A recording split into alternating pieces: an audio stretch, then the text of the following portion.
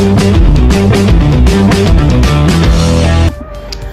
bismillahirrahmanirrahim. Assalamualaikum warahmatullahi wabarakatuh. Selamat datang kembali di video belajar hari ini bersama saya Miss Desi di pertemuan ke-9 mata kuliah komunikasi antar budaya. Setelah minggu lalu kalian melaksanakan UTS, semoga hasilnya maksimal ya, sesuai dengan usaha belajar kalian. Curi start nih, kita hari ini langsung masuk ke materi ya, agar nanti untuk pelaksanaan UAS-nya juga lebih cepat waktunya gitu ya. Jadi kalian bisa mengorganisir pekerjaan kalian yang lain dan tugas-tugas di mata kuliah yang lain juga. Oke, kita langsung mulai mata kuliah hari ini. Di pertemuan ke-9 kita akan membahas tentang pesan nonverbal dalam komunikasi antar budaya. Saya harap teman-teman sudah membaca materi ini terlebih dulu ya, dari beberapa referensi atau buku-buku yang mungkin kalian sudah punya. Oke, langsung kita lanjut. Silahkan ditonton video belajarnya sampai akhir. Hari ini kita membahas pesan nonverbal dalam komunikasi antar budaya.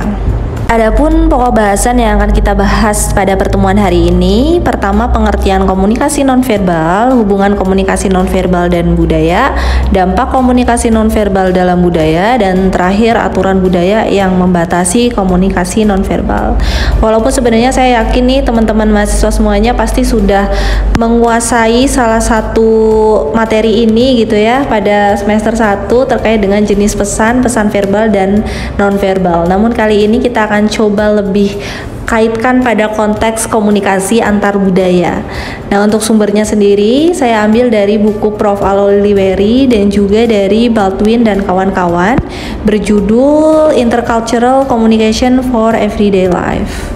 Pertama, teman-teman perlu pahami dulu nih ruang lingkup komunikasi nonverbal, terutama dalam konteks komunikasi antar budaya. Ya, kita tahu bahwa proporsi komunikasi verbal dan nonverbal ini menjadi penting untuk kita pertimbangkan ya, karena memang nggak kalah penting dengan komunikasi verbal. Justru komunikasi nonverbal ini lebih banyak kita lakukan, sadar atau tidak sadar, yang bisa kita gunakan sebagai alternatif untuk memperkaya pemahaman dari makna pesan yang ingin kita sampaikan ke lawan bicara kita dalam suatu proses interaksi ya, dalam dua orang dengan kebudayaan yang berbeda gitu. Jadi nggak kalah pentingnya nih dengan komunikasi verbal yang kita bahas di minggu lalu ya, yang salah satu alatnya adalah melalui bahasa. Nah, pertama definisi atau lebih tepatnya asumsi ya dari komunikasi nonverbal yang diambil dari para ahli ini saya coba klasifikasikan dari bukunya Prof. Aloliweri. Teman-teman bisa explore dari ahli yang lain gitu ya. Jadi tergantung penekanannya ada di mana. Pertama, Burgonstein, dia mengasumsikan bahwa komunikasi nonverbal ini adalah tindakan dan atribusi yang dilakukan seorang kepada orang lain untuk bertukar makna yang selalu dikirimkan dan diterima secara sadar oleh dan untuk mencapai umpan balik atau tujuan tertentu. Jadi kata kuncinya adalah pada atribusi. Atribusi itu apa sih? Atribusi itu adalah keputusan kita ketika kita melihat perilaku orang lain, kita akan berpikir nih, mereka melakukan itu tuh tujuannya untuk apa sih? Maksudnya apa sih? Nah, itu adalah atribusi. Dan tindakan atribusi ini tentu bukan hanya sekedar kata-kata aja berarti ya, tapi juga perilaku orang, termasuk dalam aktivitas nonverbal yang biasa dia lakukan gitu dalam kehidupan sehari-hari kita. Nah, kemudian menurut Terence Doyle, nah ini sudah merujuk pada perilaku fisik, tanda vokal, dan relasi ruang atau jarak gitu ya, yang menggambarkan bagaimana orang berkomunikasi. Kayak misalkan perilaku fisik ya lebih ke ini ya, aktivitas fisik, sentuhan, berjabat tangan, body language, dan lain sebagainya.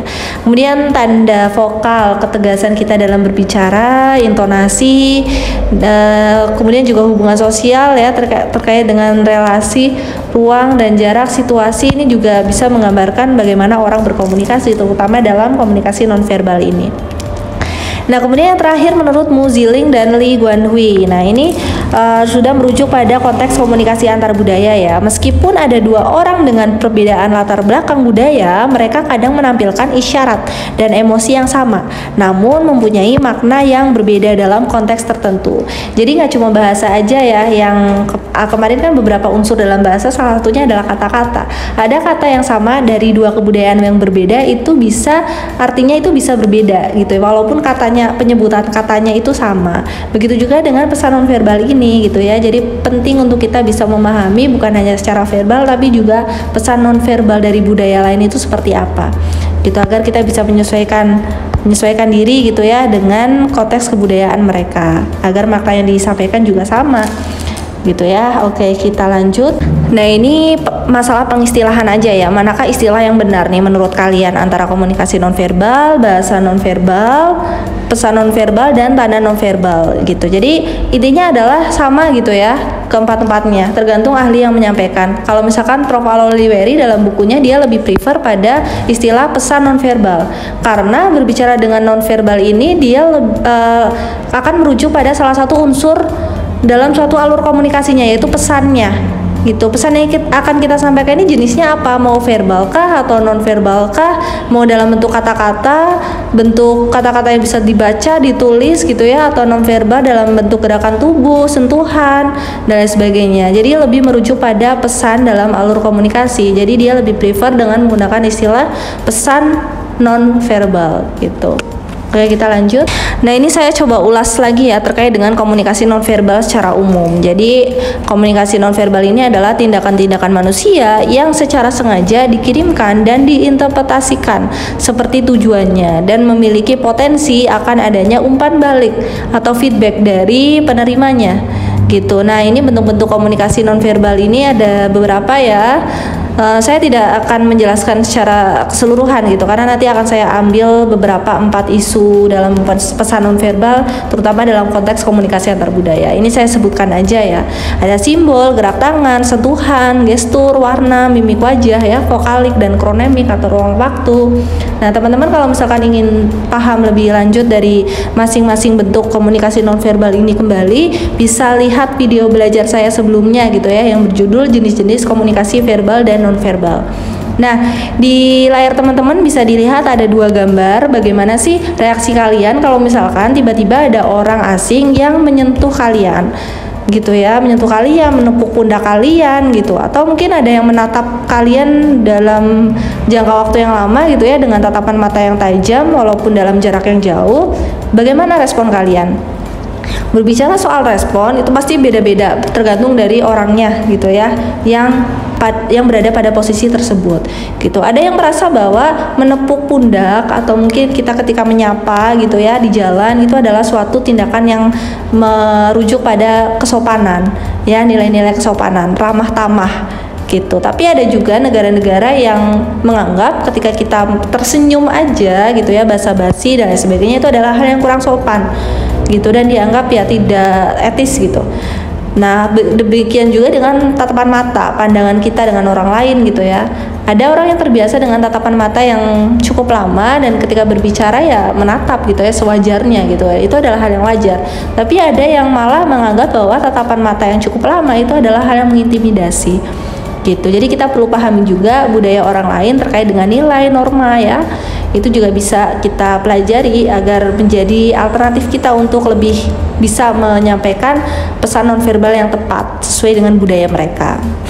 Nah, kemudian bentuk-bentuk pesan nonverbal itu tadi banyak ya. Cuma kita juga harus mempertimbangkan konteks di mana kita melakukan komunikasi nonverbal. Nah, ini adalah beberapa hal yang perlu kita pahami. Pertama adalah relasional, hubungan gitu ya, dapat merefleksikan jarak atau status sosial. Jadi kedekatan kita dengan orang lain, kaitannya dengan hubungan sosial itu juga bisa kita jadikan bahan pertimbangan gitu ya, ketika kita ingin melakukan komunikasi nonverbal gitu ya. Jadi kedekatan seseorang itu juga berpengaruh walaupun dengan dua budaya yang berbeda gitu ya, ketika kita melakukan suatu proses interaksi dalam sebuah relasi. Kemudian pemaknaan. Nah, ini terkait dengan pengalaman dan perilaku terdahulu. Nah, teman-teman kalau misalkan masih ingat ada konsep tumpang tindih gitu ya dalam pertukaran sebuah komunikasi antara partisipan komunikasi yang dipengaruhi oleh field experience dan frame of experience gitu, pengalaman pribadi yang orientasinya ya pada pemaknaan gitu ya. Jadi memang nggak akan ada 100% orang yang akan memaknai sama pada suatu pesan, karena nggak ada dua orang yang 100% itu sama. Bahkan anak kembar juga pasti ada perbedaannya. Jadi belum ditemukan ada tumpang tindih yang 100% gitu. Tapi ya semakin tinggi, tumpang tindih gitu ya antar partisipan komunikasi pada pesan yang dipertukarkan, itu bisa merujuk pada komunikasi yang efektif karena maknanya itu akan lebih cepat untuk diproses dan juga lebih sesuai dengan makna yang diharapkan antar dua partisipan komunikasi tersebut gitu. Nah, kemudian situasi. Nah, situasi ini ya formal atau informal. Ya, kita perlu melihat situasi kapan kita harus membatasi ya pesan nonverbal yang kita ingin sampaikan gitu, karena pesan nonverbal ini lebih banyak terkait dengan tindakan-tindakan gitu ya, tindakan-tindakan dan juga perilaku atau mungkin simbol-simbol gitu. Sehingga kita perlu lihat dulu nih pada situasi formalkah atau nonformalkah gitu ya. Nah, dari situ ketika kita sudah memahami situasi, maka itu yang akan mengontrol speech episode kita gitu, akan mengontrol sikap kita dalam berperilaku terkait dengan komunikasi nonverbal yang kita lakukan. Seperti itu. Oke, kita lanjut. Nah, ini dia ya. Tadi kita sudah menyebutkan ada beberapa bentuk komunikasi nonverbal. Saya jelaskan beberapa 4 isu dalam komunikasi nonverbal yang sering menjadi pertimbangan dan permasalahan terutama ya dalam konteks komunikasi antar budaya. Yang pertama adalah ekspresi wajah. Nah, kita tahu menurut Paul Ekman ada 6 basic emotion yang diakui secara universal nih. Ya, entah sampai dari excited, seneng gitu ya, sampai marah dan sebagainya. Nah, tapi studi sebelumnya ada yang menemukan bahwa batasan emosi antara partisipan Jepang dan Amerika, antar partisipan gitu ya, terutama ini Ekman dan Friesen dia melakukan pada partisipan Jepang dan Amerika. Ketika dia dihadapkan pada film yang sama, film lucu gitu ya, humor, mereka otomatis akan mengeluarkan basic emotion tertawa gitu. Tapi kemudian di penelitian ini Ekman dan Friesen dia menemukan ada batasan emosi antar kedua partisipan penelitiannya gitu. Jadi orang Jepang ini cenderung lebih menutup atau mengelola emosi dibandingkan dengan partisipan dari Amerika gitu, karena memang di Jepang itu pengelolaan emosi itu penting, bahkan pandangan mata itu benar-benar dilatih gitu ya agar tidak terkesan mengintimidasi. Kapan dia harus memandang orang ketika berada di publik, kapan dia harus mengalihkan pandangan, itu juga benar-benar mereka kelola gitu untuk partisipan penelitian yang dari Jepang ini. Nah, tapi kemudian muncul display rule konsep ya. Jadi batasan ekspektasi ini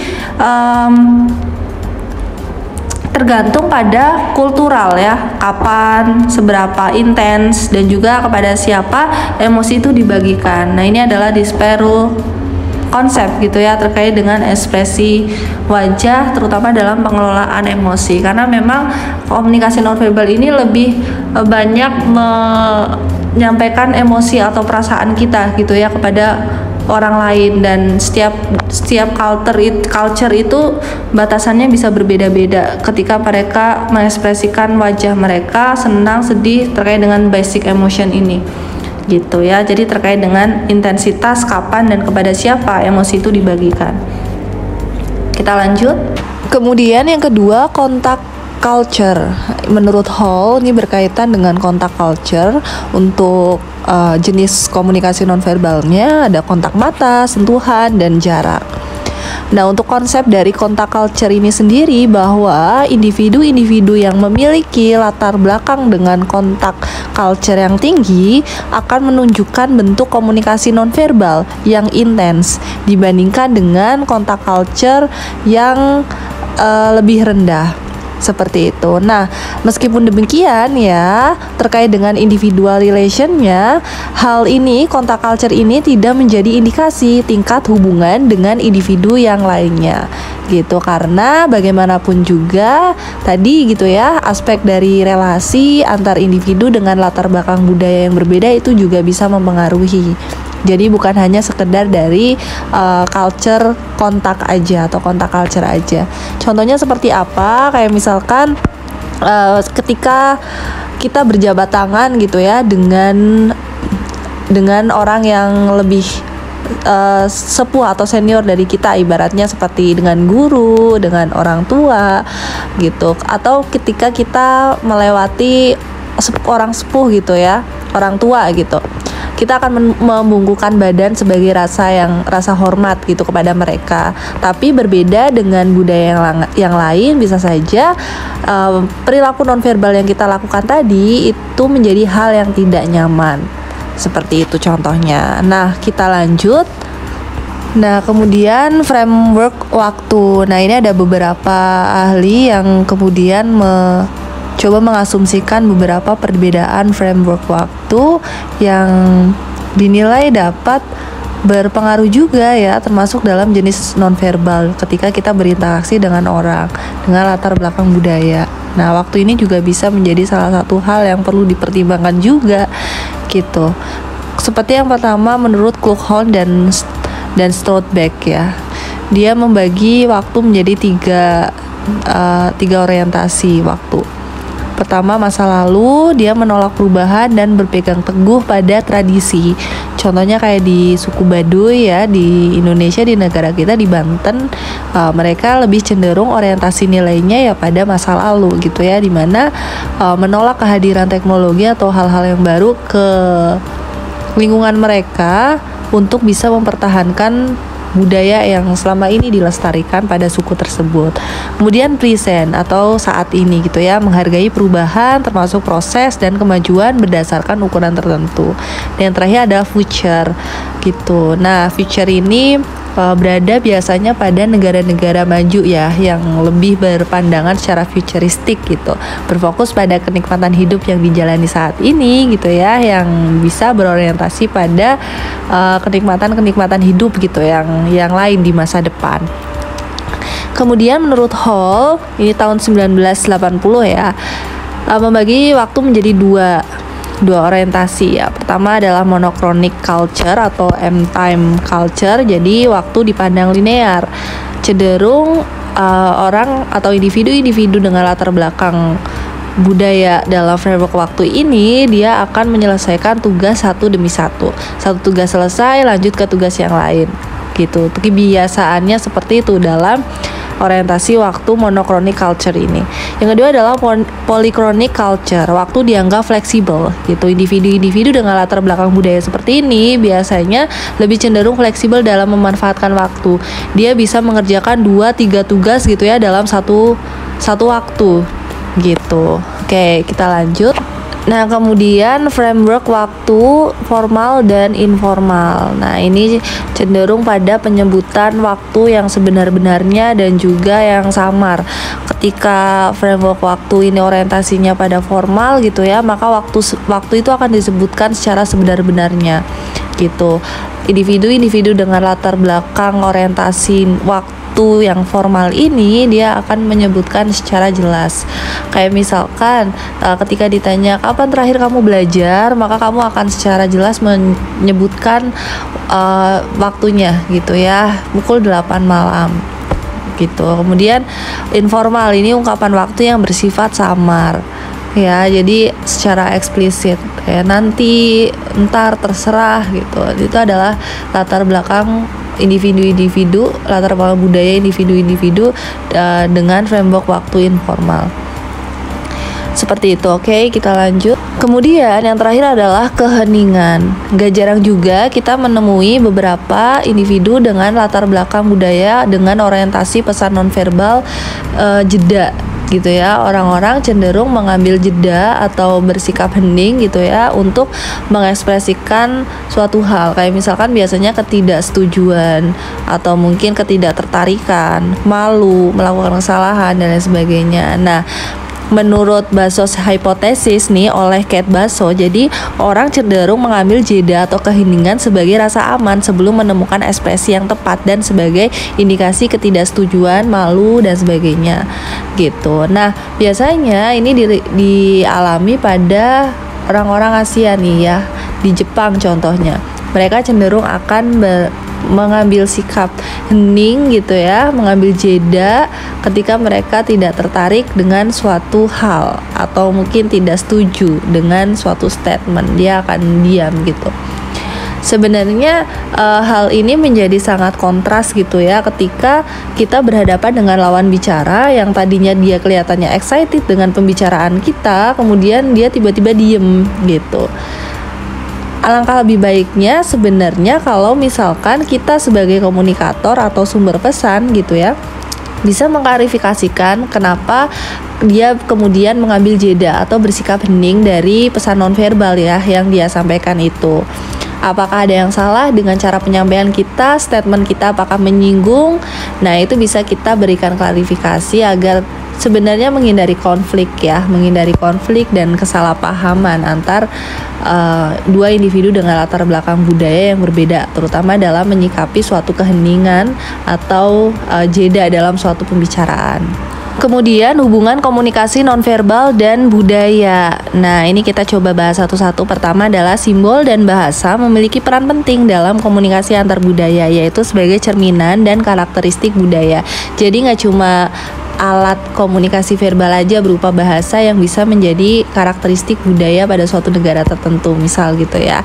Tapi simbol berupa pesan nonverbal berupa simbol-simbol gitu ya, tanda, lambang dan sebagainya itu juga bisa menjadi karakteristik budaya, cerminan budaya kita gitu. Karena ya kita tahu setiap daerah, setiap negara gitu ya dengan latar belakang budaya tertentu itu bisa menghasilkan pesan nonverbal yang berbeda-beda.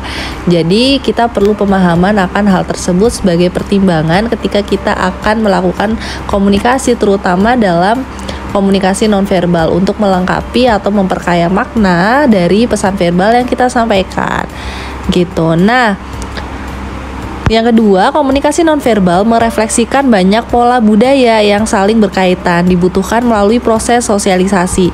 Jika perilaku verbal kita hampir secara keseluruhan berbentuk eksplisit gitu ya, eksplisit ini secara denotatif langsung mudah dimengerti gitu ya, dan merupakan proses kognitif secara sadar gitu, maka perilaku nonverbal kita merupakan spontanitas, ambigu dan hal lain di bawah kontrol kesadaran dan ketidaksadaran. Jadi memang komunikasi nonverbal ini bersifat ambiguitas gitu ya, kadang masih bias gitu karena sangat rumit komunikasi nonverbal, lebih rumit dari komunikasi verbal.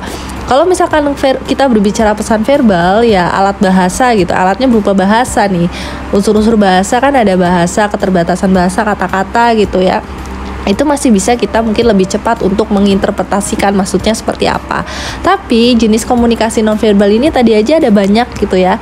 Jadi kita kemudian perlu yang namanya pemahaman yang lebih gitu ya. Apalagi sifatnya yang kadang ambiguitas dan secara kuantitas juga bentuk pesan nonverbal ini banyak gitu. Jadi perlu untuk kita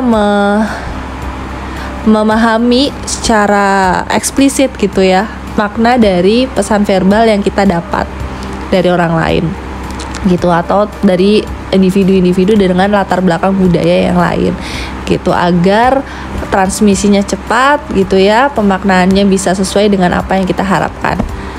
Nah, kemudian yang terakhir adalah pentingnya dalam perilaku nonverbal ini, misalnya dilukiskan dalam frase, bukan apa yang ia katakan, tapi bagaimana ia mengatakannya, gitu. Jadi memang substansi isi dari suatu pesan itu penting, tapi hal yang kemudian menjadi pertimbangan juga adalah bagaimana kita menyampaikan pesan tersebut, dalam situasi seperti apa, konteks apa, gitu. Kadang kita juga harus mempertimbangkan untuk setidaknya menjaga interaksi antar partisipan komunikasi yang terlibat gitu ya, agar tidak terjadi kesalahpahaman gitu, agar meminimalisir ketidakpastian tentunya gitu. Nah, maksudnya apa nih untuk frase bukan apa yang ia katakan tapi bagaimana ia mengatakannya? Kita coba next ya. Nah, ini dia. Edward T. Hall mengemukakan sebuah teori low contact culture dan high contact culture yang didasari pada teori individual dan kolektivisme.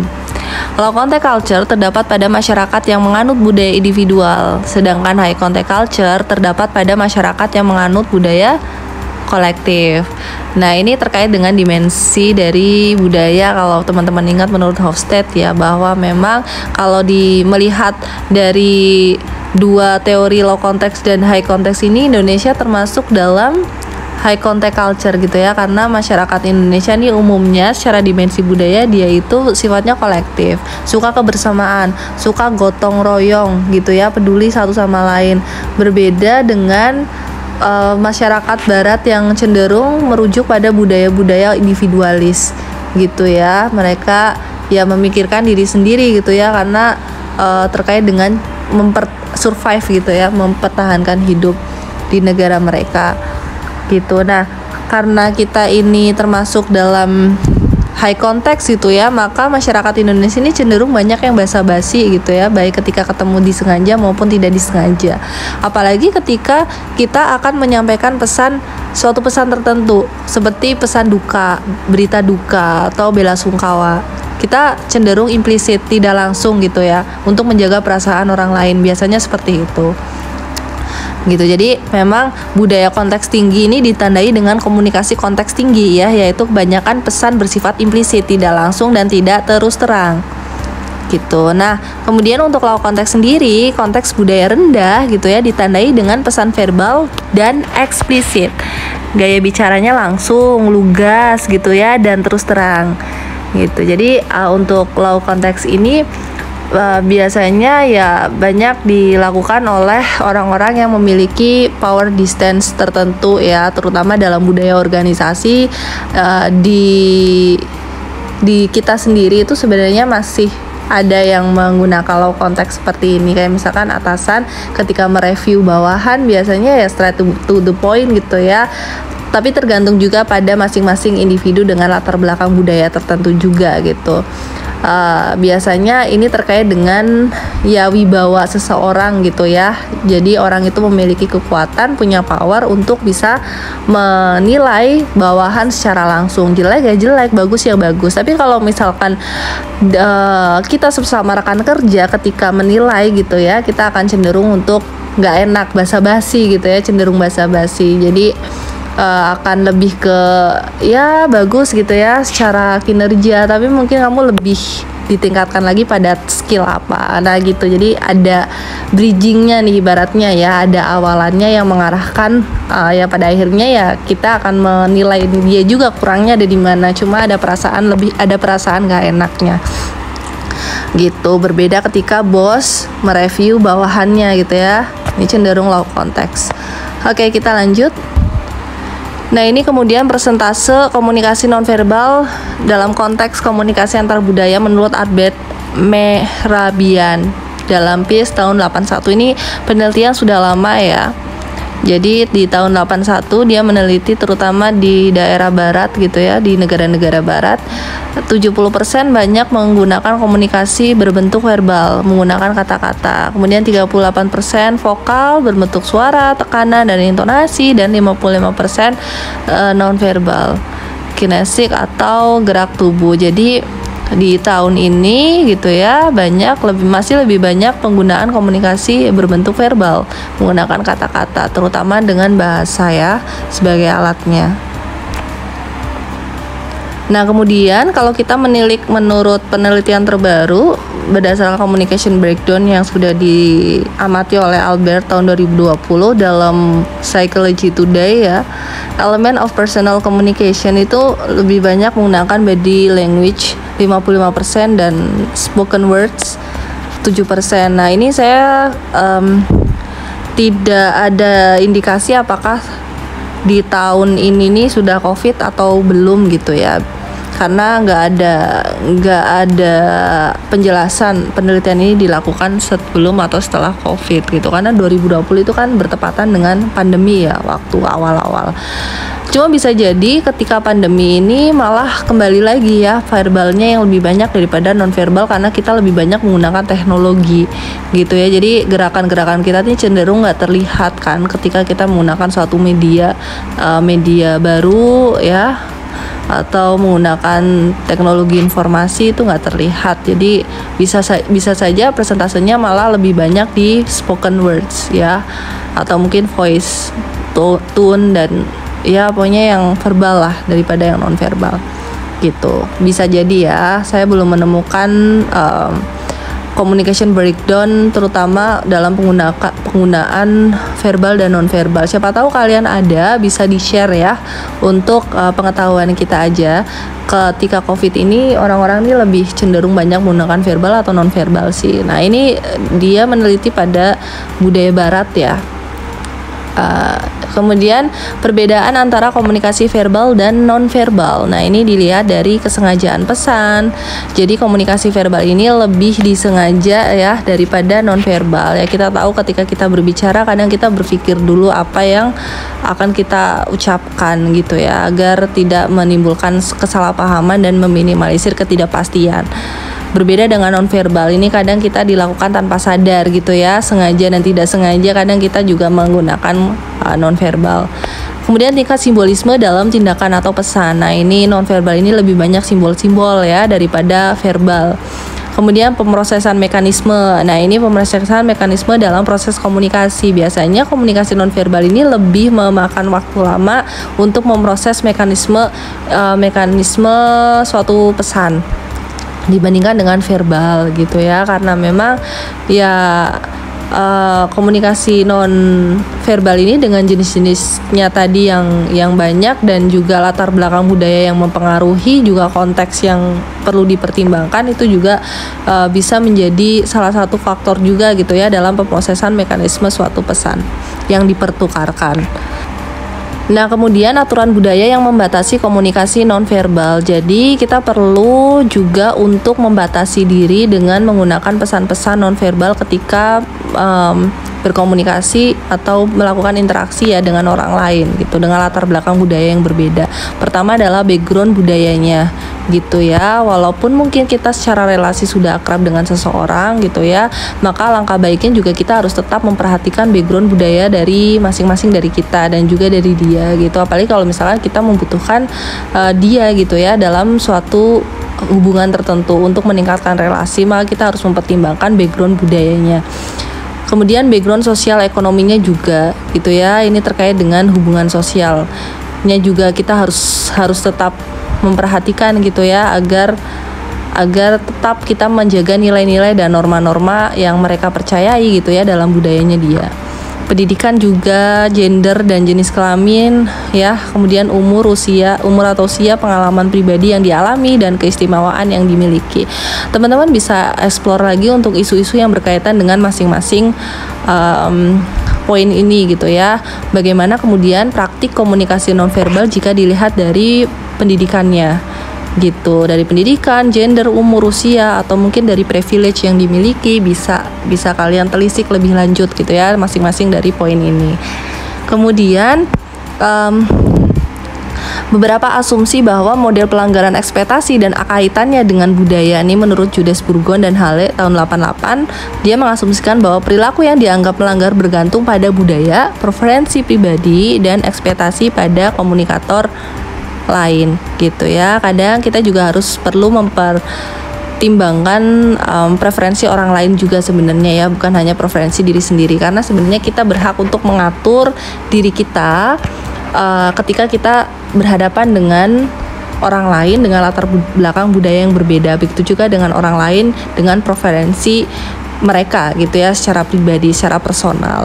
Nah, ekspektasi pada komunikator lain ini juga menjadi faktor yang dianggap dapat mempengaruhi perilaku gitu ya, perilaku yang dianggap melanggar gitu. Jadi terkait dengan ekspektasi ini kita juga harus mempertimbangkan untuk bisa berpikir positif gitu ya dengan apa yang dikatakan orang lain terhadap kita, dengan perilaku verbal yang kita dapatkan dari orang lain gitu, agar kita tidak berprasangka, karena ya itu gitu ya, dengan beberapa background yang berbeda gitu ya, ekspektasi kita terhadap orang itu jangan sampai harus distandarkan dengan apa yang kita pikirkan gitu, apa yang ada pada diri kita, karena standar setiap orang itu berbeda-beda juga gitu ya. Jadi kita tidak perlu mau berekspektasi terlalu lebih ya, dan juga berekspektasi terlalu rendah terhadap orang lain, treatment orang lain terhadap kita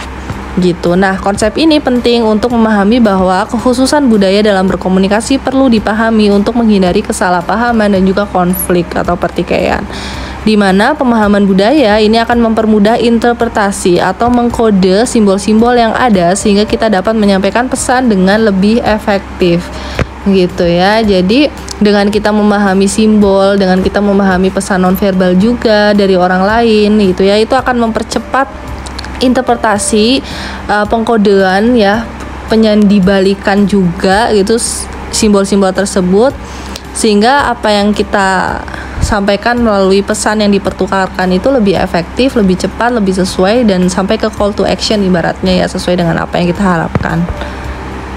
Oke, saya rasa sudah cukup untuk video belajar hari ini. Terima kasih sudah menonton video belajarnya sampai akhir. Semoga bermanfaat, ilmunya dapat, dan kita jumpa lagi minggu depan. Silahkan kalian meresum materi kita hari ini, dan kalian bisa mengelaborasi dari jurnal-jurnal yang lain. Tadi sudah saya sebutkan beberapa poin terkait dengan aturan budaya ya, yang perlu kita pertimbangkan dalam pesan nonverbal, terutama dalam konteks komunikasi antar budaya. Teman-teman bisa melihat isu-isu yang berkaitan dengan poin-poin tersebut gitu ya. Terima kasih. Wassalamualaikum warahmatullahi wabarakatuh.